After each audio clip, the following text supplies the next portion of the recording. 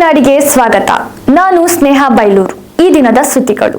ಕಾರ್ಕಳ ವಿಧಾನಸಭಾ ಕ್ಷೇತ್ರದ ಕಾರ್ಕಳ ಹಾಗೂ ಹೆಬ್ರಿ ತಾಲೂಕು ವ್ಯಾಪ್ತಿಯ ರಾಜ್ಯ ಹೆದ್ದಾರಿ ಮತ್ತು ಜಿಲ್ಲಾ ಮುಖ್ಯ ರಸ್ತೆಗಳ ಅಭಿವೃದ್ಧಿಗೆ ಕೇಂದ್ರ ರಸ್ತೆ ಮತ್ತು ಮೂಲಸೌಕರ್ಯ ನಿಧಿ ಸಿಆರ್ಐಎಫ್ ಅಡಿಯಲ್ಲಿ 6 ಕೋಟಿ ಅನುದಾನ ಮಂಜೂರಾಗಿ ಆಡಳಿತಾತ್ಮಕ ಅನುಮೋದನೆ ದೊರೆತಿದೆ ಎಂದು ಶಾಸಕ ವಿ ಸುನಿಲ್ ಕುಮಾರ್ ತಿಳಿಸಿದ್ದಾರೆ.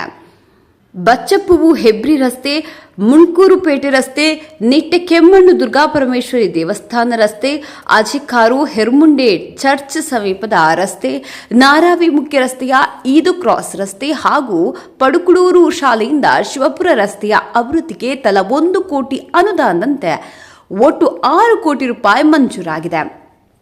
ಸಾರ್ವಜನಿಕರ ಸುರಕ್ಷಿತ ಹಾಗೂ ಸುಗಮ ಸಂಚಾರಕ್ಕೆ ಅನುಕೂಲವಾಗುವ ಉದ್ದೇಶದಿಂದ ಕೇಂದ್ರ ಸರ್ಕಾರ ಹಣ ಬಿಡುಗಡೆಗೊಳಿಸಿದ್ದು, ಸಂಸದ ಕೋಟ ಶ್ರೀನಿವಾಸ್ ಪೂಜಾರಿ ಅವರ ಮೂಲಕ ಮನವಿ ಸಲ್ಲಿಸಲಾಗಿದ್ದು, ಶೀಘ್ರದಲ್ಲೇ ಕಾಮಗಾರಿಗಳನ್ನು ಆರಂಭಿಸಲಾಗುವುದೆಂದು ಅವರು ತಿಳಿಸಿದ್ದಾರೆ.